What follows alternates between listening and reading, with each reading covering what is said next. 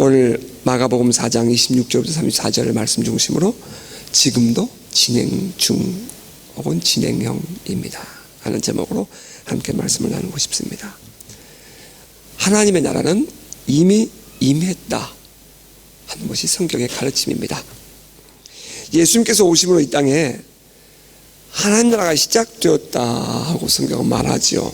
자, 그렇다면 2000년이 지난 지금도 그 하나님의 나라는 계속 진행되고 있는가 하는 질문입니다. 혹시 예수께서 십자가에 죽으시고 부활 승천하심으로 예수께서 이 세상을 떠나서 하늘로 올라가심으로 하나님 나라는 끝난 것은 아닙니까? 그래서 사람들이 혹시 예수님의 다시 오심을 기다리는 것은 아닐까요? 종종 신앙인들이 갖는 그 신앙관 중에 중요한 오류는 하나님의 나라는 죽어서 가는 저 세상,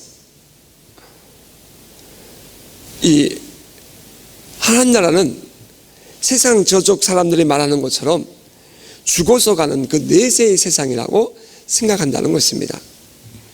마치 불교에서 말하는 이거 해탈의 세계라든지 혹은 극락의 세계, 혹은 내가 죽어서 가는 저 세상 말이죠. 내 육신 영혼을 벗고 가는 그 세상, 그것이 하나님의 나라라고 생각하죠. 일반적인 생각입니다. 그런데 우리 기독교에서 말하고 있는, 성경에서 말하고 있는 이 하나님의 나라, 천국은 그러한 것이 아니라는 것입니다. 어느 날 주일학교를 다녀온 한 어린아이가 엄마에게 이렇게 말을 했답니다. 엄마, 나 빨리 죽고 싶어요. 엄마가 깜짝 놀라서, 야, 너 무슨 소리를 그런 소리를 하니? 그랬더니 그 아이가 대답하기를, 오늘 주일학교에서 선생님이 그러는데 하늘나라에 가면 예수님도 만날 수 있대요. 아름다운 천국이 있고요, 그곳에 가면 길이 황금으로 만들어져 있고요, 집들은 보석으로 지어졌대요. 성들이 수종으로 이렇게 아름답게 지어져 있고요, 그 강에는 생명수 강물이 흐르고요, 그 좌우에는 생명나무 열매가 주렁주렁 맺혀 있어서 누구든지 공짜로 먹을 수 있대요. 엄마, 나 빨리 그 하늘나라 가고 싶어요. 나 빨리 죽고 싶어요. 그랬다는 것입니다. 참 웃지 못할 아픈 이야기죠. 하나님의 나라가 죽어야만 가는 그런 천국인가요? 예수께서 말씀하시기를 하나님 나라가 임했다 그러셨습니다. 다시 말해서 예수님은 하나님 나라 곧 천국이 이 땅에 임했다 라고 말씀하신 거예요. 일반적으로 신앙인들이 알고 있는 하나님 나라는 죽어서 가는 천국인데, 예수님은 그 천국이 임했다고 말씀하였으니 무엇인가 둘 중에 하나는 틀린 것 아닐까요?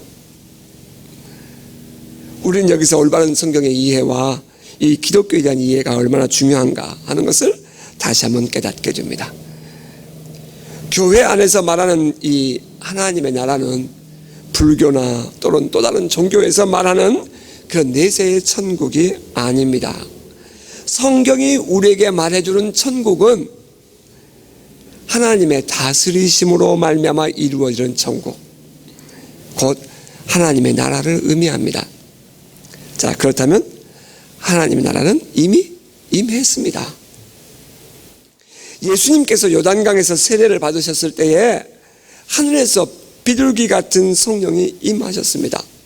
그리고 하늘에서 음성이 들려왔죠. 이는 내 사랑하는 아들이요 내 기뻐하는 자라고. 이것은 왕의 대관식에서 이루어지는 그런 관용구입니다. 왕이, 선친이 자기 아들 왕자에게 왕위를 계승해 줄 때 사용하는 그 문구가 이는 내 사랑하는 아들이요 내 기뻐하는 자라 하는 그런 말입니다. 모든 문무백관들은 들어라. 이제 내가 이 아들을 진정으로 사랑함으로 이 아들에게 내 왕위를 물려준다. 모든 사람들은 나에게 순종했던 것처럼 이 아들에게 순종해라 하고, 그가 자기의 왕권을 아들에게 줄 때 사용하는 단어가 바로 그 말입니다. 하나님께서 하늘에서 음성을 들려주셨습니다. 이는 내 사랑하는 아들이요 내 기뻐하는 자라고. 다시 말하면 이 세상의 왕 되신 하나님께서 아들 되신 예수에게 그 왕권을 위임하는 그러한 예식이, 왕의 대관식이 그 세례받고 있는 요단강에서 있었다는 사실입니다. 이로 인해서 하나님의 아들 예수는 이 세상에서 하나님 나라를 이루어 가시는 왕이 되셨습니다. 왕으로 오신 메시아 예수님에 대한 이야기는 이 복음서에 아주 잘 기록되어 있습니다. 다시 말하면 하나님 나라가 임하고 어떻게 이루어져 가고 있는가에 대한 기록들이 바로 이 사복음서에 기록되어 있는 것입니다. 복음서에 기록된 예수님의 사역은 하나님 나라가 어떻게 이 땅에 실제로 임했으며 또 확장되어 가고 있는가 하는 것을 보여줍니다. 예수님이 가는 곳마다 병든 자를 고치시고 혹은 귀신을 쫓아내 주시고 혹은 하나님 말씀을 선포하고 놀라신 하늘의 비밀을 그들에게 가르쳐 주십니다. 이 모든 것들은 바로 하나님의 나라를 이 땅에 드러내는 것이었습니다. 데몬스트레이트 하는 거예요. 하나님 나라를 이 땅에 실현해내는 것입니다. 예수님의 사역은 매우 영적이었죠. 왜냐하면 하나님 나라는 영적이었기 때문입니다. 영적인 하나님의 나라가 어떻게 실제적으로 이 세상에 힘을 드러내며 다스리심을 나타내는가, 이것은 매우 중요한 이슈였습니다. 유대인들은 메시아가 오시면 그들의 삶에 아주 구체적이고 또 실제적으로 그 하나님 나라가 나타날 것을 기대했습니다. 그래서 그 하나님의 나라가 이 땅에 오실 때에는 이 현실 속의 나라를 대치할 그 어떤 힘이나 그 어떤 나라로 올 것이라고 그들은 믿었습니다. 다시 말하면 이 로마의 다스림 속에 있었잖아요. 유대인들은 로마의 황제가, 시저가 신이라고 그들은 선포했고 모든 백성들은 그 신의 우상 앞에 절하도록 권면을 했잖아요. 그런데 유대인들에게만큼은 그것을 건드면 안 되니까 그것만큼은, 종교만큼은 타치하지 않고 모든 것을 압제했잖아요. 그러니까 이 유대인들은 생각하기를 메시아가 오시면 바로 저 로마의 압제를 substitute, 대치할 그런 나라가 이루어질 것이다 라고 유대인들은 기다렸습니다. 여러분, 이런 말 들어보셨나요? 유대인들은 매우 현실적인 사람들이라고. 이스라엘 사람들은 매우 현실적인 사람입니다. 매우 계산적이고요, 매우 실제적이고요, 사실주의적인 사람들이에요. 이 유대인들의 이 일반적인 성품이에요. 그러니까 유대인들은 메시아가 오시면 바로 오늘 바실레 이 나라는 바로 지금 나의 삶을 대치시켜줄 나라가 이루어질 것이다 라고 생각을 하고 기다리고 있었는데요. 그런데 예수께서 오셔서 보여준 것은 그런 것이 아니라 매우 영적인 것을 드러내고 다니셨다는 것입니다. 예수님이 하나님의 아들이고 메시아라면 그 나라를 대치해 줄 나라를 가져와야 되는데 혁명을 일으킨다든지 정권을 바꾼다든지 하는 그런 분이 되셔야 되는데, 아니, 메시아라는 분이 오히려 자기들에게 말이죠, 회당에 들어와서 귀신들을 이제 고쳐주고 자기들이 가르치고 있는 그 가르침에 더 권세 있는 가르침을 드러내고 더 영적인 일을 풀어내니까 이 초자연적인 하나님의 나라를 드러내고 있는 예수님에 대해서 유대인들이 거부감을 갖는 것입니다. 이것이 이 유대인들이 가지고 있었던 이 하나님 나라가 임했을 때에 갖는 거부감이요, 현실적인 문제였어요. 또 한편 여러분, 오늘날에 우리 얘기해 볼까요? 이 오늘날 사람들의 관점에서 이해해 보면 하나님의 나라를 저 먼 세계, 죽어서 가는 세계, 초자연의 세계, 영적 세계의 것으로만 이해하고 있잖아요. 하나님 나라는. 그러다 보니까 그 하나님의 나라가 사람들이 살고 있는 오늘 이 자연의 세계에 표적과 기사로, 신적인 디바인 힐링, 신적인 치유로 혹은 기적으로 이렇게 나타나니까 이것을 못 받아들이는 거예요. 유대인들은 매우 현실적인 사람들이었기 때문에 영적인 부분 때문에 거부감을 가졌다면 오늘날의 사람들은 하나님 나라는 저 영적인 것이라고 생각했는데 그 영적인 초자연의 세계가 오늘의 현실 세계에 일어나고 보니까 이것이 도저히 수용하기 어렵다 하는 것입니다. 제가 작년에 사모아 단기 선교를 갔다가 그 사고로 팔목에 신경이 끊어졌던 사람 치유자는 영상 유튜브에 올려놨지 않습니까? 사람들이 그것을 보면서 놀랍니다. 사람들이 그걸 보면서 막 놀래요. 많은 목사님들, 성경사님들이 그걸 보면 놀랍니다. 어떻게 이런 일이 있을 수 있느냐고 말합니다.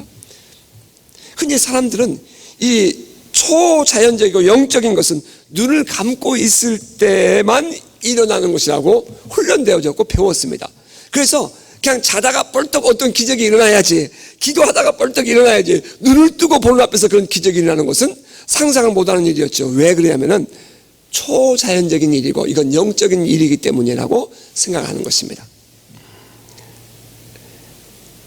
또 재작년에 피지에 단기 선교를 갔다가 또 그 어린아이 주먹만한 혹이 이렇게 있었던 그분이 없어지는 것을 제가 한 목사님에게 간증을 해드렸습니다. 그랬더니 저한테 이렇게 묻는 거예요. 아니 그걸 눈 뜨고 봤어요? 그러는 거예요. 그럼요. 다 봤죠. 나만 본 게 아니고 다 봤어요. 그 앞에서 이 아이의 계란 주먹만한 이 혹이 앞에 있었는데 이게 스물스물 없어지고 완전히 없어진 것을 그랬더니 믿기 어렵다고 말을 했습니다.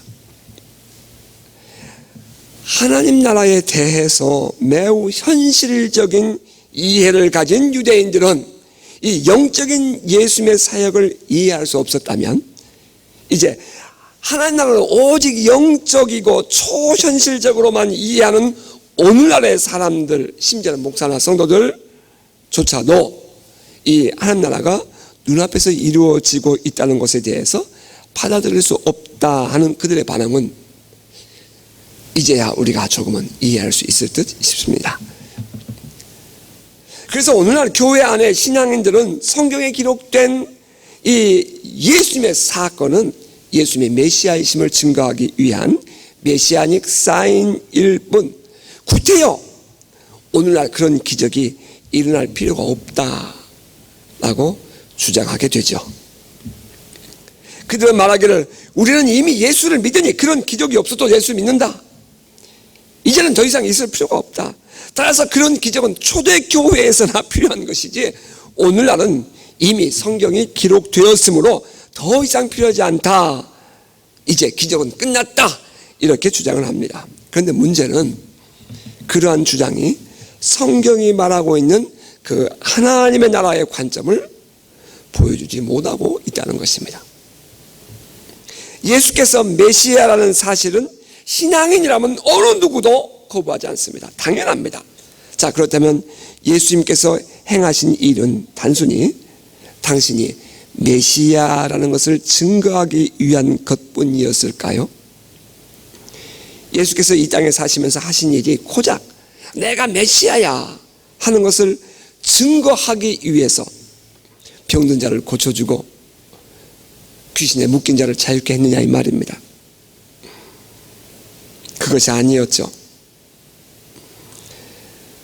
예수께서 이 땅에 행하신 일은 당신이 메시아 그리스도이심을 증거하기 위해서가 아니라 하나님의 나라가 이 땅에 임했음을 드러내는 것이었습니다. 예수님의 모든 사역들은 곧 하나님의 다스리심, 샬롬을 보여주는 것이었습니다. 예수께서 가시는 곳이 바로 하나님 나라가 임하는 곳이었고요. 예수께서 행하신 일이 곧 하나님 나라가 임하는 것이었습니다. 예수께서 회당에서 가르쳤습니다. 그러면 하나님 나라가 그 회당 안에 말씀으로 증거되었습니다. 성경은 말하기를 그 권세가 세상 어디에서도 볼 수 없는 그런 권세라고 말했습니다. 예수께서 회당에서 많은 하나님 말씀을 가르치면 그것은 곧 그 하나님 나라의 삶의 원리와 법과 그 모든 말씀을 가르쳐 주는 것이었어요. 예수께서 병든 자를 고치셨습니다. 그것은 다시 말하면 하나님 나라는 병든 자가 없어요. 병이 없어요. 그러므로 하나님 나라가 임하니까 병이 고쳐지는 겁니다. 예수님께서 귀신을 쫓아내셨어요. 귀신은 이 하나님 나라의 왕 되신 예수 앞에 굴복해야 합니다. 예수께서 행하신 모든 일들은 곧 하나님 나라를 이 땅에 드러내신 것이었어요. 그런데 그 예수께서 십자가에 죽으시고 부활하셨으며 이제는 승천하셨습니다. 자, 그렇다면 그 하나님 나라는 어떻게 된 것입니까? 예수님께서 승천하신 것으로 끝난 것입니까? 성경은 그렇지 않다고 말합니다. 하늘로 승천하시기 전에 예수님은 제자들에게 말씀하셨습니다. 하늘과 땅의 모든 권세를 내게 주셨으니 그러므로 너희는 가서 모든 민족으로 제자를 삼아 아버지와 아들과 성령의 이름으로 세례를 주고 내가 너에게 분부한 모든 것을 가르쳐 지키게 하라. 볼지어다 내가 세상 끝날까지 너희와 항상 함께 있으리라. 예수님께서 다스리시던 권세가 이제 제자들에게 주어집니다. 그리고 그 권세는 오늘날 우리 예수를 믿는 우리 신앙인들에게 주어졌습니다. 따라서 하나님의 다스리심이 구체적으로 나타나는 이 하나님의 나라는 오늘 우리들의 삶 속에서 지금 그대로 나타나는 것입니다. 아니, 나타나야 합니다. 여러분, 우리의 삶에서 하나님의 나라는 나타나야 하고 또 나타납니다. 왜냐하면 예수님께서 우리에게 이 Great Commission이라는 The Great Commission이라는 이 지상 대위임령을 우리에게 주셨기 때문입니다. 이 말씀을 순종하고 있는 한 우리들의 삶에는 계속해서 하나님 나라가 드러날 것입니다. 왜냐하면 이 하나님 나라의 권세가 우리 자신에게서 나오는 것이 아니라 우리를 보내신 예수 그리스도의 이름에서 나오기 때문입니다. 예수 그리스도의 이름이 임하는 곳마다 하나님 나라는 드러납니다. 드러나야 합니다.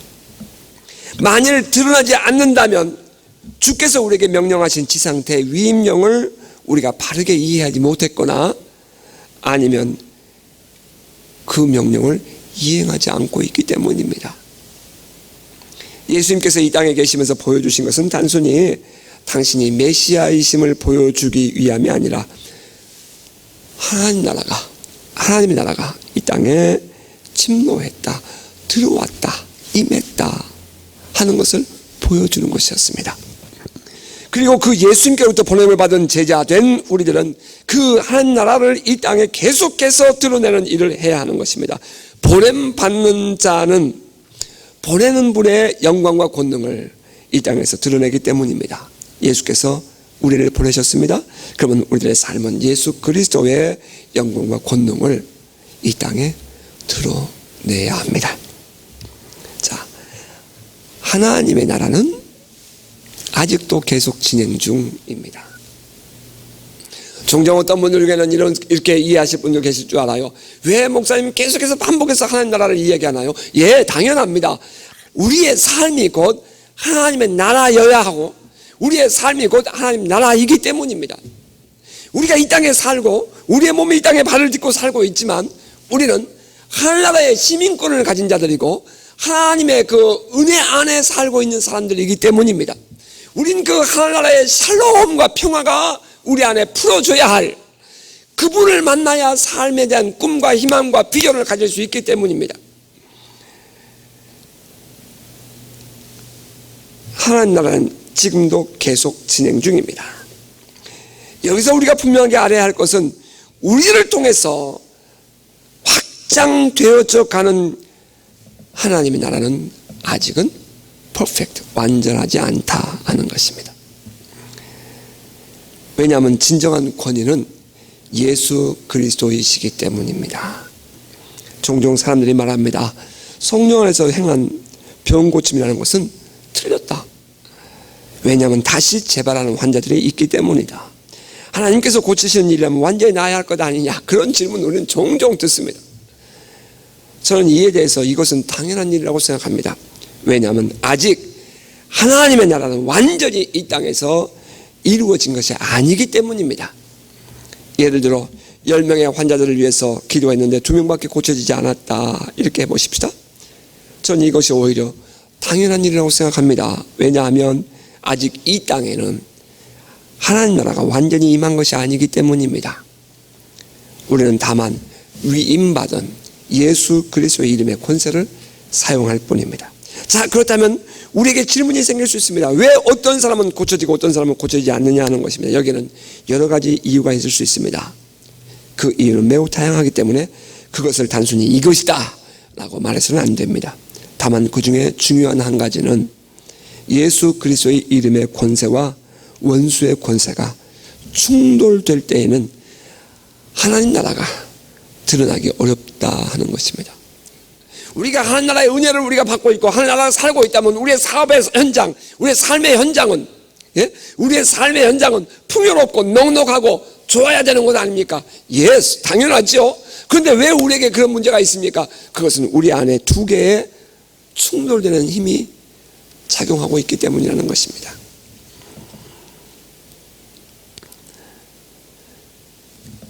두 개의 힘, 어느 것을 받아들이고 안 받아들일 것이냐 하는 것은 우리에게 주어진 자유의지의 영향을 받습니다. 하나님께서 아담과 하와를 만들어 에덴 동산에서 살도록 했습니다. 동산 중앙에 있는 선악을 알게 하는 열매를 따먹고 안 먹고는 아담과 하와의 문제였어요. 여러분, 어떤 사람 말하기를 왜 동산 중앙에 선악을 알게 하는 나무를 둬가지고 시험에 들게 했느냐고 펄펄 뛰는 사람도 있어요. 하지만 여러분, 그것을 먹고 안 먹고의 문제는 우리 자신의 자유의지에 달려 있어요. 사단이 권세를 주장할 수 있는 것은 오직 아담과 하와의 그 자유의지에 달려 있었습니다. 하나님의 나라는 우리 자신들의 이 자유의지에 의해서 영향을 받습니다. 물론 사단의 나라도 마찬가지입니다. 따라서 성경의 많은 내용들은 신앙인들에게 신앙에서 살라 이렇게 권면합니다. 믿음으로 살아라, 정결하게 살아라, 거룩하게 살아라, 사랑을 해라, 용서해라, 관용해라. 심지어는 서로 사랑하라 할 때 그 사랑한다는 그 단어는 아가페를 단어를 썼다고 여러분이 설명드렸습니다. 왜 그랬을까요? 왜 성경은 이와 같이 많은 윤리적인 삶을 얘기하고 있을까요?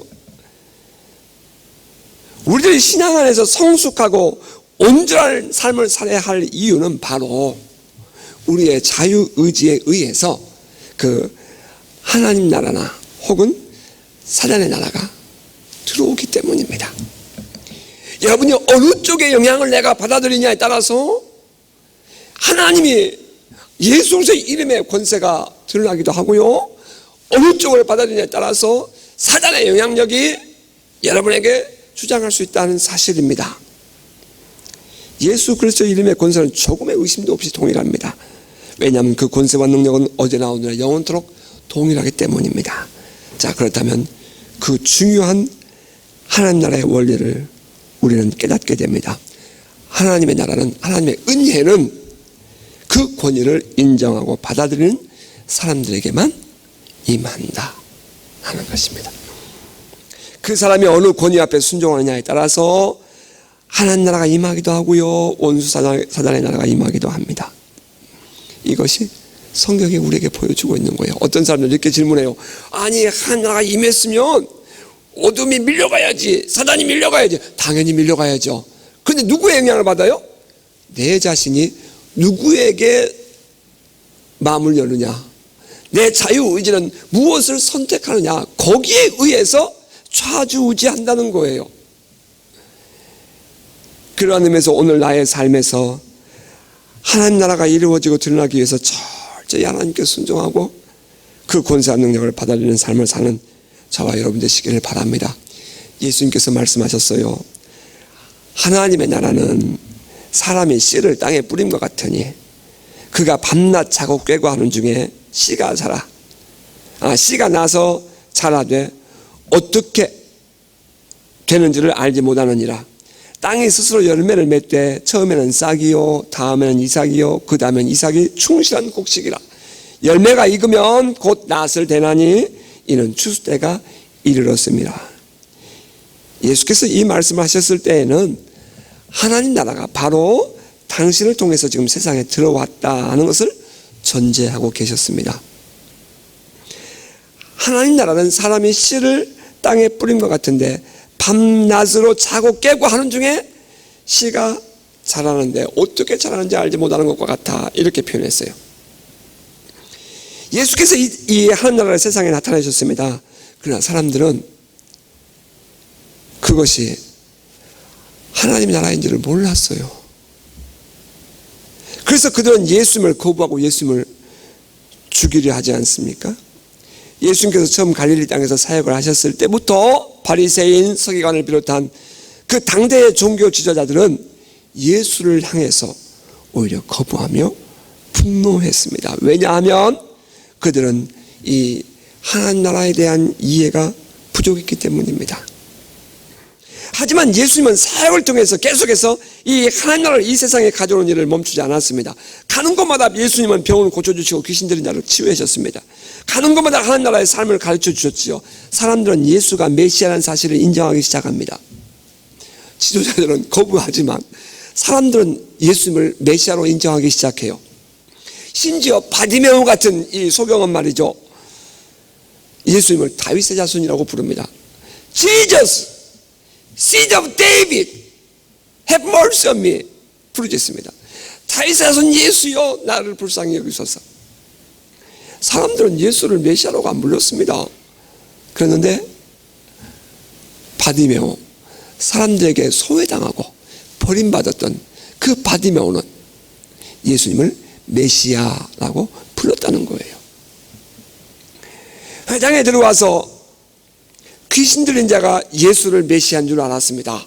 그러니까 그곳에 있는 이 건강한 사람들, 종교 지도자들은 예수가 메시아인 사실을 모르는데 그 귀신 들렸던 그 사람이 다윗의 자손이요, 당신과 나와 무슨 상관이 있습니까?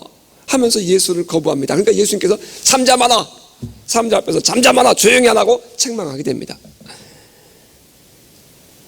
백성들 속에서 예수님이 메시아라는 사실이 확산되어져 갑니다.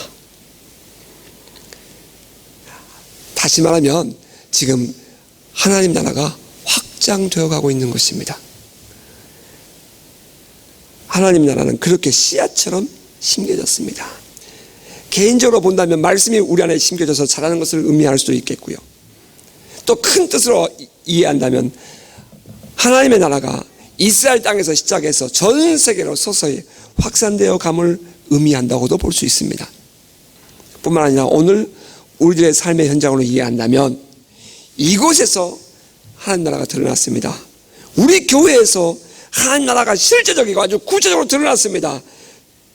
지금도 기도하며 하나님 나라를 사모하는 키위 사회에서는 우리들이 이 하나님 나라를 이 땅에 열었다, 그들은 오픈이라는 단어를 씁니다. 열었다라고 그들은 평가합니다. 하나님 나라는 씨를 뿌린 것과 같습니다. 이제 이 하나님 나라는 씨가 자라는 것처럼 세월이 흘러가며 자라고 있습니다. 우리는 이 하나님 나라가 어떻게 자라고 있는지 알지 못합니다. 하지만 이곳 저곳에서 지금 자라고 있다는 것이 주님의 말씀입니다. 밤낮 자고 깨고 하는 중에 씨가 나서 자라되 어떻게 그리 되는지를 알지 못하느니라. 우리는 그것을 인정합니다. 지금도 어느 곳에선가 하나님의 다스리심은 구체적으로 드러나고 있고, 바실레야, 하나님의 나라는 지금도 이 땅 구석구석에서 지금 확산되어져 가고 있습니다. 사람들은 그 나타난 하나님 나라로 말미암아 놀라고 있고 그 하나님 나라를 사모하고 구하고 있습니다. 그러면서 하나님 나라는 점점 더 확장되어 가고 있습니다. 예수님은 말씀하셨습니다. 땅이 스스로 열매를 맺되 처음에는 싹이요, 다음에는 이삭이요, 그 다음에는 이삭의 충실한 곡식이라 열매가 익으면 곧 낫을 되나니 이는 추수 때가 이르렀습니다. 많은 성경학자들은 말하기를 지금은 대추수기, Great Harvest라고 말합니다. 여기저기에서 추수가 이루어지고 있습니다. 또 많은 기도자들이 말합니다. 지금은 영적으로 대추수기라고. 그러나 제가 보기에는 아직은 주님께서 말씀하신 이 대추수기는 아직은 아니라고 생각합니다. 왜냐하면 이 말씀의 마지막 성취는 예수님께서 다시 오시는 날 완전히 이루어질 것이기 때문입니다. 자, 그렇다면 우리가 살고 있는 이 시대는 어디만큼 왔을까요? 싹이 트고 있는 시대일까요? 아니면 이것이 지금 자라고 있는 시대, 자라서 이삭이 됐을까요? 아니면 이것이 지금 알곡이 되어 곡식이 될까요? 우리는 그때를 정확히 알 수는 없습니다. 그러나 징조를 보면 알 수 있다 하는 것이 예수님의 가르침입니다. 지금 이 땅의 영적 분위기는 어느 정도 왔다고 여러분 생각하십니까? 영적 단계는 얼마만큼 왔다고 여러분 생각하시나요?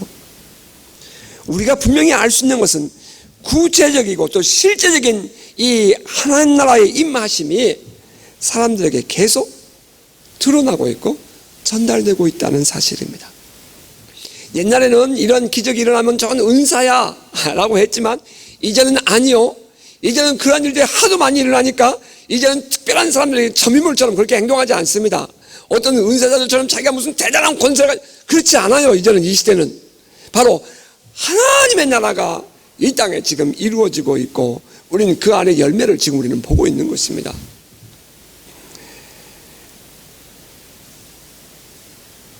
예수께서도 말씀하십니다. 하나님의 나라를 어떻게 비교하면 또 무슨 비유로 나타낼까?